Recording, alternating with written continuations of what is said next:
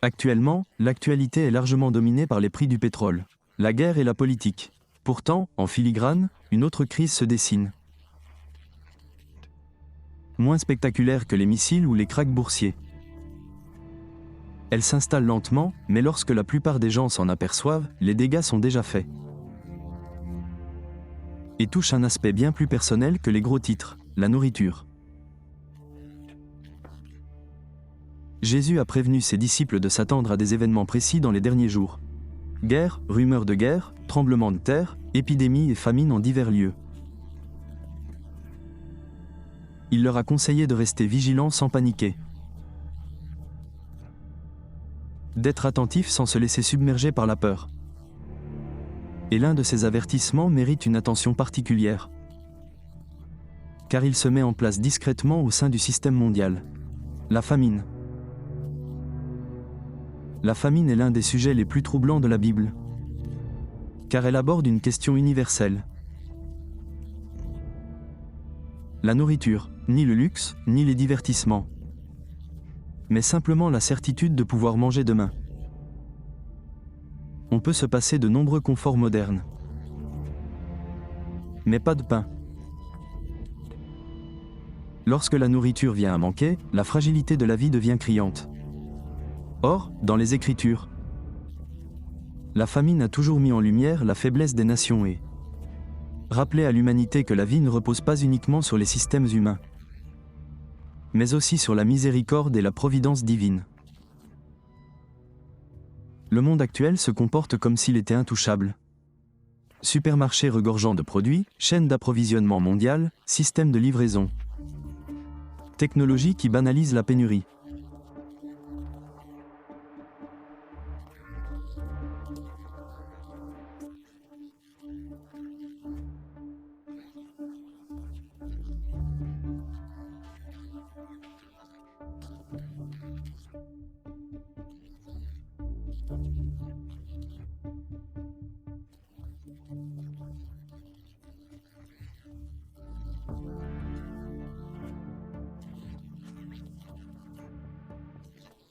Un observateur avertit que la guerre au Moyen-Orient pourrait déclencher une famine mondiale qui durerait des années et que les gouvernements devraient cesser de se focaliser uniquement sur le pétrole et commencer à s'intéresser aux engrais. Sa préoccupation majeure concerne le commerce mondial des engrais, qui, selon lui, connaît un effondrement silencieux. Andreas prévoit une augmentation significative des famines dans le monde d'ici l'automne 2026 et jusqu'en 2027. Il ne s'agit pas d'un pic passager ni d'un problème à court terme, mais d'une crise pluriannuelle. Dans l'agriculture moderne, les engrais ne sont pas une option, ils sont indispensables. Les cultures dépendent d'intrants appliqués au bon moment, notamment les engrais azotés. Si ces intrants ne sont pas disponibles en temps voulu, les rendements chutent considérablement. Et ce type de perte est irréversible. Actuellement, la plupart des engrais azotés sont fabriqués à partir de gaz naturel, transformés en ammoniac puis en produits comme l'urée et l'acide nitrique. Ces produits sont essentiels à l'alimentation de milliards de personnes. Sans eux, la capacité de charge de la planète est considérablement réduite. Et c'est là qu'intervient le détroit d'Ormuz. L'économiste en chef de l'Organisation des Nations Unies pour l'alimentation et l'agriculture, FAO, Maximo Terrero, a déclaré que 20 à 30% des engrais commercialisés à l'échelle internationale transitaient habituellement par le détroit, ainsi que d'importantes quantités de pétrole brut et de gaz naturel liquéfié. Depuis le début des hostilités fin février, ce flux est quasiment à l'arrêt. Le nombre de transitant quotidiennement par le détroit est passé d'une moyenne de 103 fin février à un chiffre en quelques semaines, paralysant presque totalement le commerce. L'ONU a été très claire sur les conséquences de cette situation. Un haut responsable onusien, Jorge Moreira de Silva, a déclaré que ces perturbations pourraient plonger 45 millions de personnes supplémentaires dans la famine. Parmi les pays les plus exposés figurent le Soudan, l'Éthiopie, le Bangladesh, le Pakistan, le Sri Lanka, l'Inde, la Somalie, le Kenya et l'Égypte. Ce problème ne touche pas uniquement les pays lointains. Il affecte déjà l'agriculture aux États-Unis. La Fédération américaine des bureaux agricoles a mené une enquête auprès de plus de 5700 agriculteurs début avril, et près de 60% d'entre eux ont déclaré que leur situation financière se détériorait en raison de la hausse des coûts des intrants et du carburant. Dans toutes les régions du pays, la majorité des agriculteurs ont indiqué ne pas pouvoir se permettre d'acheter tous les engrais nécessaires pour la saison. Les observateurs ont rapporté que les agriculteurs réagissent en modifiant leur culture. Les agriculteurs américains prévoient de semer moins de maïs et davantage de soja en 2026 que l'année dernière. Car le maïs nécessite des engrais azotés beaucoup plus coûteux que le soja. Ces décisions sont prises dès le début du cycle de croissance et ont des répercussions durables.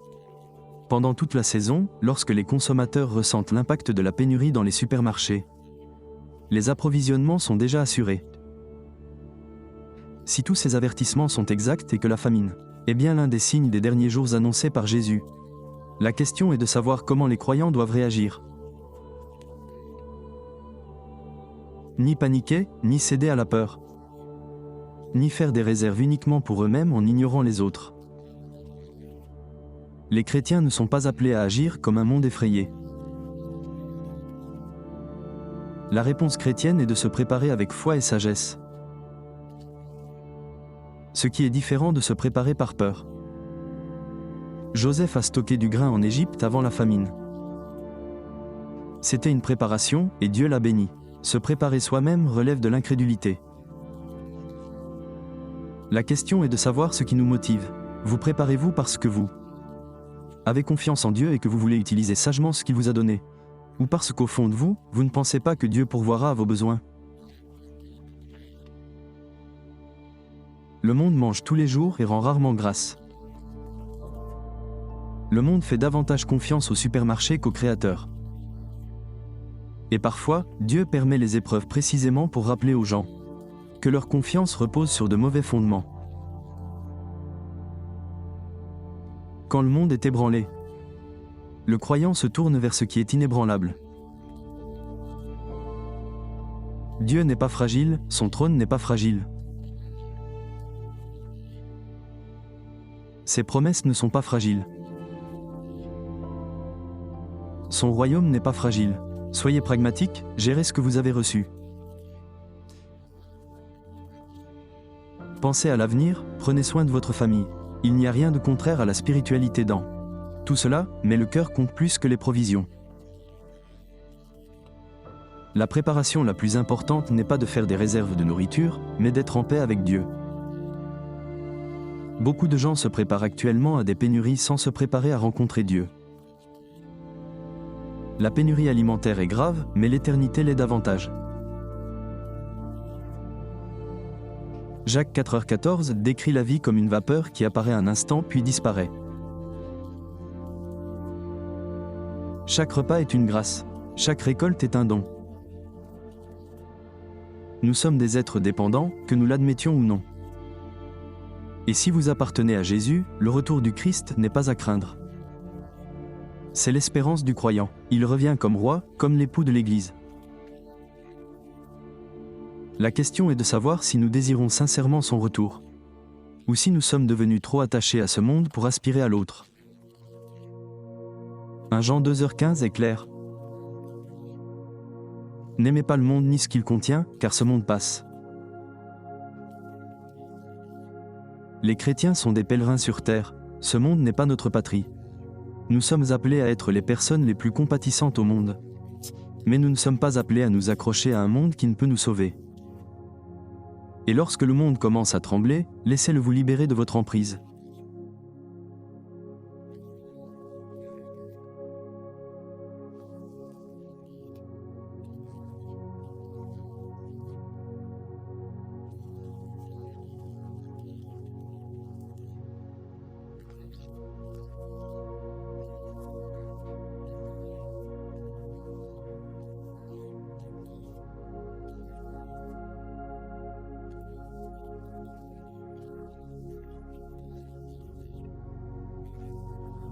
Face à face. Préparez-vous donc avec sagesse, mais sans désespoir. Observez ce qui se passe, mais ne vous laissez pas consumer par la peur. Prenez soin de votre famille, mais n'oubliez pas l'éternité. Soyez attentifs au monde, mais gardez les yeux fixés sur Jésus. Le même Seigneur qui a mis en garde contre les troubles a aussi exhorté ses disciples à ne pas les craindre. Le même Seigneur qui a décrit le commencement des douleurs a aussi promis son retour, et lorsqu'il reviendra, tous les troubles prendront fin, toutes les peurs disparaîtront. Quand tout s'achève, toute souffrance prend fin. Les royaumes de ce monde deviennent le royaume de notre Seigneur et de son Christ. Et le peuple de Dieu retrouvera enfin sa demeure céleste. La société évolue. Chaque fois qu'un événement majeur survient dans un pays ou une région, la société se transforme. Remontez le temps et vous le constaterez. Au début de l'Église dans l'Empire romain, et particulièrement sous Néron, là, était toléré. Persécution, voire le meurtre, des chrétiens. À l'époque victorienne en Grande-Bretagne, figurait parmi les signes de réussite les plus courants chez les hommes. Posséder une belle maison et une calèche. Dépression a frappé en 1929. La société a changé et de nouvelles normes, comme les jardins partagés, ont été mises en place pour survivre. Après la crise financière de 2008, la société a changé. Les gens ont commencé à diversifier leurs investissements, leurs économies et la manière dont ils détenaient leur argent. Il suffit de constater combien de choses sont aujourd'hui largement acceptées. Alors qu'il y a 50, 100, voire même 200 ans, elles étaient impensables. La violence à la télévision, dans la musique et les jeux vidéo, est devenue la norme alors qu'elle était beaucoup moins répandue il y a quelques années. Les relations sexuelles avant le mariage étaient autrefois tabous, mais aujourd'hui, certains en vivent et les vendent en ligne.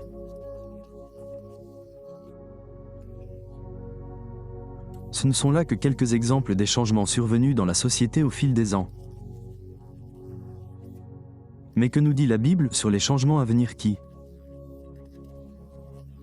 annonce la proximité du second avènement du Christ ?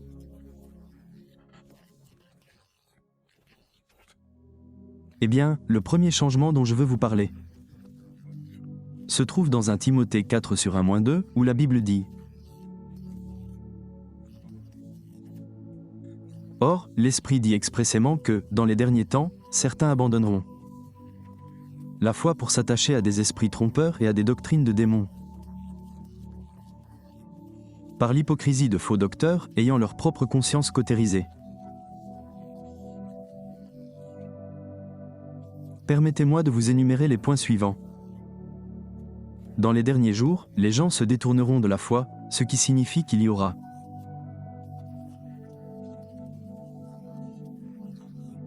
Et à quoi cela ressemblera-t-il ?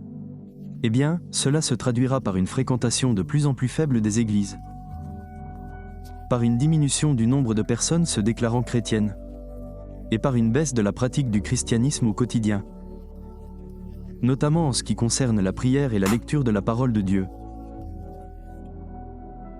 Dans les derniers jours, les gens prêteront attention à des esprits et à des doctrines trompeurs et séducteurs, et à des démons. C'est sur ce point que je veux insister, nous y reviendrons donc dans un instant. Enfin, dans les derniers jours, les gens seront remplis d'hypocrisie et proféreront des mensonges.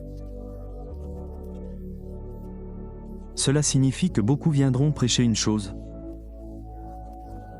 mais vivre d'une manière totalement différente. Enfin, la conscience des gens sera endurcie, ce qui engendrera une froideur envers l'humanité, un manque d'amour et un durcissement du cœur. Tout cela est dû à la prévalence du péché dans la vie de beaucoup. J'aimerais maintenant aborder les doctrines démoniaques. La société des derniers jours sera plus réceptive aux nouveaux enseignements, aux fausses doctrines, aux évangiles alternatifs. C'est précisément ce que la Bible entend par doctrine démoniaque. Le diable ne se dévoilera jamais ouvertement. Il se servira plutôt d'hommes et de femmes pour répandre le mensonge. Voici quelques-uns des messages clés de ceux qui prêchent sous influence démoniaque. Ils vous diront que vous irez au ciel en étant une bonne personne et en faisant le bien. Dieu vous accepte tel que vous êtes. Il est acceptable d'envoyer au ciel après avoir été sage pendant longtemps. Mais la parole de Dieu vous dit que vous ne pouvez pas mériter le salut par les bonnes œuvres. Le salut ne vient que par l'acceptation de Jésus-Christ comme Seigneur et Sauveur. Et le renoncement au péché. La parole de Dieu vous dit de renoncer à vous-même et de maîtriser vos désirs charnels. Enfin, la Bible vous dit que le salaire du péché, c'est la mort. Il n'y a donc pas de compromis possible entre une bonne conduite et le péché. Vous voyez, ce sont des doctrines démoniaques. À travers l'histoire, une ville a été au centre de tous les grands conflits, de toutes les crises géopolitiques et de tous les combats spirituels. Jérusalem, la Bible nous explique précisément pourquoi. Et ce qui va suivre. Jésus il a averti ses disciples d'un moment précis. Il leur a dit, « Quand vous verrez l'abomination de la désolation établie dans le lieu saint, alors que ceux qui sont en Judée fuient dans les montagnes. » Or, il ne s'agissait pas seulement d'un avertissement concernant le passé, mais d'une prophétie sur l'avenir, centrée sur une seule ville, Jérusalem. La Bible est remarquablement précise quant au rôle de Jérusalem dans les temps de la fin. Permettez-moi de vous montrer ce qu'a dit le prophète Saül, selon le livre de l'Apocalypse et les prophéties de Daniel. Jérusalem sera le siège du pouvoir de l'Antéchrist lui-même. L'Apocalypse 13 nous parle de la bête, un monde.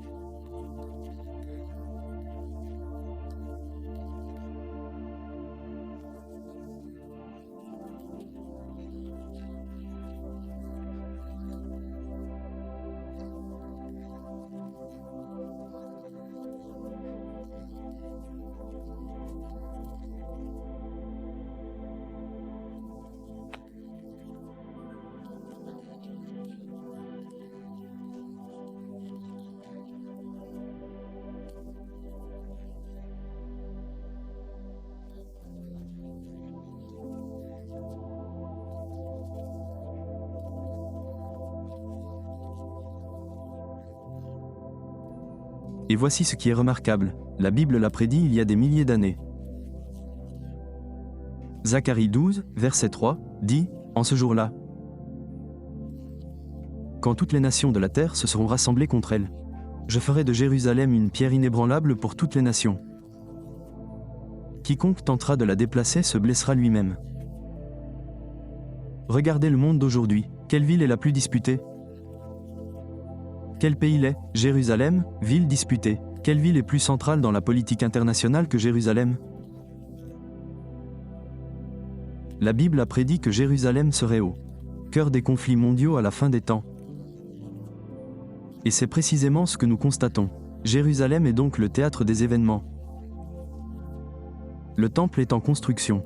Mais voici la question. Y a-t-il quelque chose qui se passe actuellement dans le monde qui prépare le terrain pour l'ascension de l'Antéchrist au pouvoir ? C'est là que les choses deviennent vraiment intéressantes. Car l'infrastructure de son système de contrôle mondial est déjà en train de se construire, et cela se déroule sous nos yeux. Alors que l'attention du monde est focalisée sur Jérusalem et le Moyen-Orient, quelque chose d'autre se produit à l'échelle mondiale, un système se met en place. Un système qui finira par contrôler qui peut acheter, qui peut vendre, et participer à la société. La Bible a prédit ce système il y a 2 ans, et aujourd'hui, la technologie nécessaire à sa mise en œuvre est déjà là. L'Apocalypse 13, versets 16 et 17, contient l'une des prophéties les plus glaçantes de la Bible. Elle obligeait également tous les hommes, grands et petits, riches et pauvres, libres et esclaves, à recevoir une marque sur leur main droite ou sur leur front, afin qu'ils ne puissent ni acheter ni vendre sans cette marque, qui est le nom de la bête ou le nombre de son nom. Pendant des siècles, on a lu cela et on s'est demandé, comment cela pouvait-il fonctionner? Comment contrôler chaque transaction sur Terre? Comment empêcher quelqu'un d'acheter de la nourriture ou de payer son loyer sans un système d'identification universel? La réponse, c'est la technologie. Et cette technologie existe déjà. Premier développement actuel, les systèmes de paiement RFID et biométriques. RFID, identification par radiofréquence. Cette technologie existe depuis des décennies. Elle est utilisée pour suivre le bétail, retrouver les animaux perdus et accélérer le paiement des péages. Mais ces dernières années, elle a évolué vers quelque chose de bien plus sophistiqué. Aujourd'hui, les puces RFID peuvent être intégrées aux cartes de paiement, aux objets connectés et même implantés sous la peau. Elles sont combinées aux données biométriques, empreintes digitales, reconnaissance faciale, scan de l'iris. Ces systèmes créent une forme d'identification unique, infalsifiable et traçable en temps réel, connectée à vos comptes bancaires. Et ce n'est pas de la science-fiction, c'est une réalité. Deuxième évolution, l'intégration de la reconnaissance faciale et d'empreintes digitales. Aujourd'hui, dans de nombreux pays, il suffit d'entrer dans un magasin pour payer avec son visage, ses empreintes digitales ou son iris. Pas besoin de carte ni d'argent liquide. Des entreprises comme Mastercard et Amazon déploient des systèmes de paiement biométriques. Les aéroports utilisent la reconnaissance faciale pour l'embarquement. Les banques l'authentification. Par empreinte digitale, les gouvernements délivrent des cartes d'identité numérique biométriques. L'infrastructure se normalise. La population s'y habitue et une fois le système universel, une fois que chacun disposera d'une identité numérique liée à ses données biométriques et à ses comptes bancaires, la prochaine étape sera possible. Le contrôle. Troisième évolution, le paiement sans contact devient obligatoire. La pandémie de Covid-19 a tout changé. Le paiement sans contact, d'abord optionnel, est devenu privilégié, puis obligatoire dans de nombreux endroits. Les commerces ont cessé d'accepter les espèces et les distributeurs automatiques ont disparu. Le paiement numérique est devenu la seule option, et ce n'était pas un hasard. C'était un test, une validation de concept. Et ça a marché, les gens se sont adaptés, ils l'ont adopté. Et maintenant l'infrastructure est en place pour pérenniser ce système. Quatrième évolution, les systèmes d'identité numérique à l'échelle mondiale. Les gouvernements du monde entier mettent en œuvre des systèmes d'identité numérique. L'Union européenne dispose d'un cadre d'identité numérique. L'Inde a Aadhaar, un système d'identification biométrique pour plus d'1 milliard de personnes. La Chine a un système de crédit social qui suit le comportement et les transactions financières de chaque citoyen. Ces systèmes sont présentés comme pratiques, sûrs et indispensables à la vie moderne. Mais ils constituent aussi le fondement d'un contrôle total. En effet, une fois que votre identité, vos données biométriques et vos comptes financiers sont liés dans un système numérique, vous pouvez être suivi, surveillé et contrôlé d'une manière qui aurait semblé impossible il y a encore 10 ans. Cinquième évolution, le mouvement vers une société sans espèces. La transition vers une société sans espèces s'accélère. La Suède est déjà presque entièrement sans espèces, et d'autres pays suivent son exemple. L'argument est toujours le même, l'argent liquide est sale, il sert au crime. Il est inefficace, le paiement numérique est plus propre, plus sûr et plus efficace. Mais voici ce qui se passe dans une société sans espèces, il n'y a plus de vie privée. Chaque transaction est enregistrée, chaque achat est tracé. Chaque décision financière est surveillée. Et si le gouvernement ou le système antichrist décide que vous ne devriez pas pouvoir acheter quelque chose, il peut simplement vous couper l'accès, sans avertissement, sans possibilité de recours. Sixième développement, la surveillance, le capitalisme et les technologies de traçage. Nous vivons à l'ère de la surveillance sans précédent. Votre téléphone suit vos déplacements, vos réseaux sociaux suivent votre comportement. Vos appareils domotiques écoutent vos conversations. Vos cartes de crédit suivent vos achats. Votre fournisseur d'accès à Internet suit votre navigation. Ces données sont collectées, analysées et vendues. Elles servent à prédire votre comportement, à influencer vos décisions et à contrôler vos choix, et tout cela se fait volontairement. Nous payons pour les appareils qui nous espionnent. Nous acceptons les conditions générales qui autorisent la collecte de nos données. Voilà les fondements, voilà l'infrastructure. C'est ce qui rend possible l'Apocalypse 13. Nous savons donc que la technologie existe. Nous savons que l'infrastructure est en construction, mais d'où proviendra ce système ?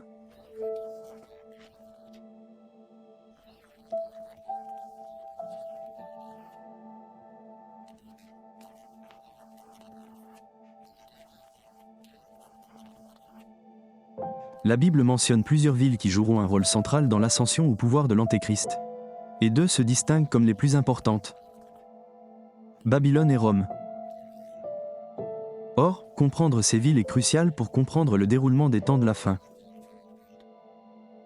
Quand la plupart des gens pensent à Babylone, ils pensent à l'histoire antique. À une ville tombée il y a des milliers d'années, mais la Bible suggère autre chose. Babylone n'est pas seulement un vestige du passé. L'Apocalypse 17 et 18 contiennent de nombreuses prophéties concernant Babylone la Grande. Et voici ce qui est remarquable. Les exégètes bibliques ont débattu pendant des siècles de la signification symbolique ou littérale de ces passages. Mais une lecture attentive du texte suggère qu'ils sont les deux. Apocalypse 18/2 dit « Elle est tombée, Babylone la Grande ». Puis décrit la destruction de la ville en détail. Apocalypse 18h10 dit que la destruction a lieu en 1 heure. L'Apocalypse 18h17 décrit le désarroi des marchands face à la chute de Babylone, car ils ne peuvent plus commercer avec elle. Ce langage suggère une ville physique et littérale, et non un concept symbolique, un lieu réel voué à la destruction. Mais Babylone est aussi bien plus qu'une simple ville. L'Apocalypse 17, verset 5, fait référence à Babylone la mystérieuse, un système religieux et économique que l'Antéchrist utilisera pour dominer le monde. Nombreux sont ceux qui adhèrent à la théorie de deux Babylones.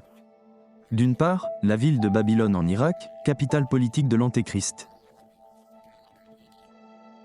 D'autre part, le système religieux appelé Babylone la mystérieuse. La fausse religion qui dominera le monde. Or, il s'agit là des deux faces d'une même pièce. La ville représente le quartier général et le système, le réseau mondial de contrôle. Mais pourquoi ? Pourquoi l'Antéchrist choisirait-il de reconstruire et de régner depuis l'ancienne Babylone ? Parce que Babylone revêt une signification symbolique biblique précise. La rébellion contre Dieu. La confusion des langues et la dispersion de l'humanité. La tour de Babel. Source de toutes les fausses religions et de l'idolâtrie. Dans la Bible, Babylone symbolise l'orgueil humain, la rébellion et les systèmes humains opposés à Dieu. Il est donc tout à fait logique que l'Antéchrist, le rebelle ultime contre Dieu, y ait établi sa capitale. Voici maintenant la question essentielle. Qu'est-ce que cela signifie pour vous ? Que faire de cette information ? La Bible ne nous donne pas ces informations pour nous effrayer, mais pour nous préparer. Jésus a dit dans Luc 21h36, « Veillez donc et priez en tout temps, afin d'être jugés dignes d'échapper à tout. Ce qui doit arriver est de paraître devant le Fils de l'homme. » Nous sommes appelés à veiller. Nous sommes appelés à être vigilants. Nous sommes appelés à reconnaître les signes des temps. Mais nous sommes aussi appelés à prier, à garder la foi, à rester spirituellement ancrés. Alors voici ce que je vous invite à faire, recherchez la vérité. Étudiez la Bible, comprenez les prophéties bibliques et ne vous laissez pas tromper par les faux enseignements.